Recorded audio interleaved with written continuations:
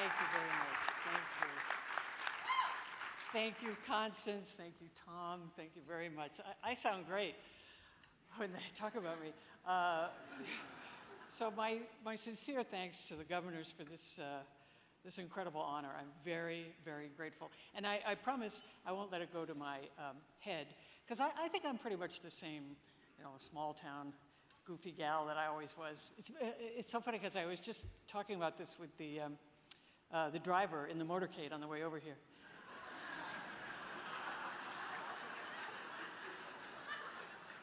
It's funny. So one day, several months ago, I was shocked to get a flurry of texts telling me that I needed to call John Bailey immediately. So I got a little worried that perhaps I had committed some academy crime. But to find out that it was about this was really, really wonderful. I love being part of our industry, and I have so much passion for acting. It's my joy in life.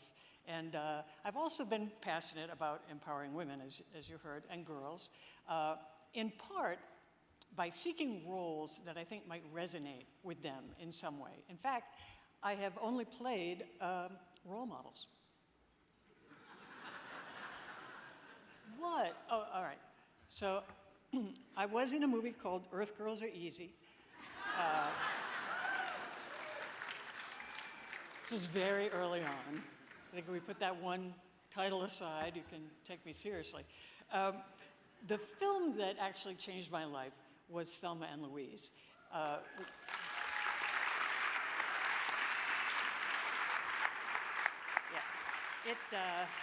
It really did. And it made me realize in a very powerful way how few opportunities we give women to come out of a movie feeling excited and empowered by the female characters.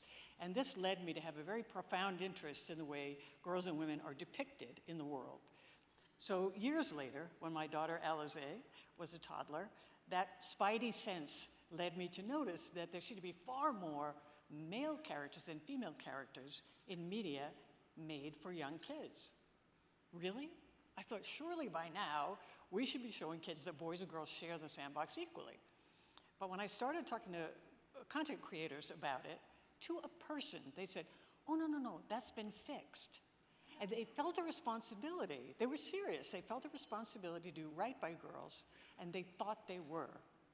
So how could that be? How could the people creating content not be aware of how bereft of female presence their creations were? So now I realized I needed the data. And it turns out that the message that we are sending is that men and boys are far more valuable to us than women and girls. Here's just one small example. If you look at the occupations of characters in film, 81% of the characters with jobs are male. And the number of women in top professions are profoundly underrepresented, even compared to the low real-life stats. So in other words, however abysmal the numbers are in real life, it's far worse in fiction, where you make it up. It can be anything you want, and we make it worse than the crappy reality.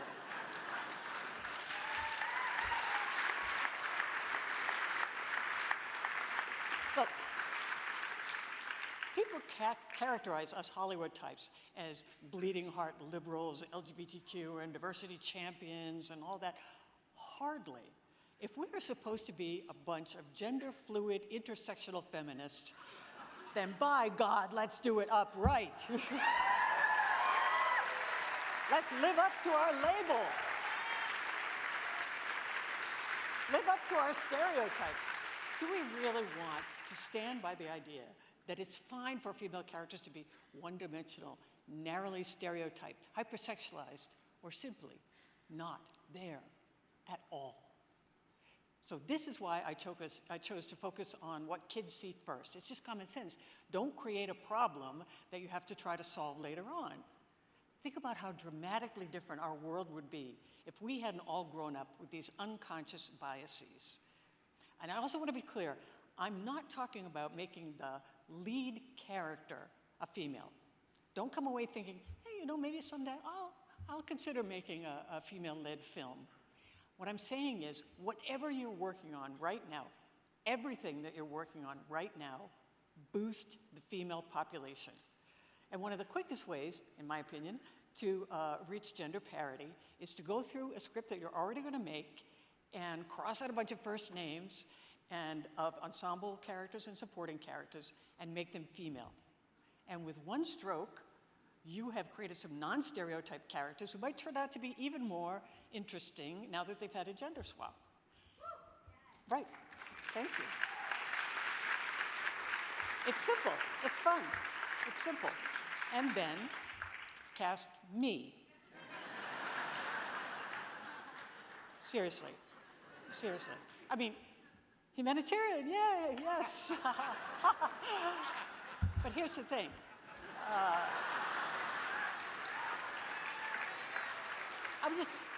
Is there a reason it can't also benefit me personally?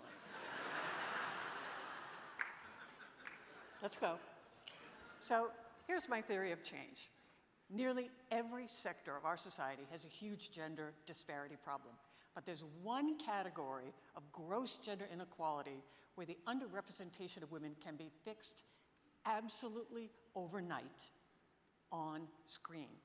Let's make this change happen right now. Tomorrow morning, look at the projects you're working on and do a gender and diversity pass.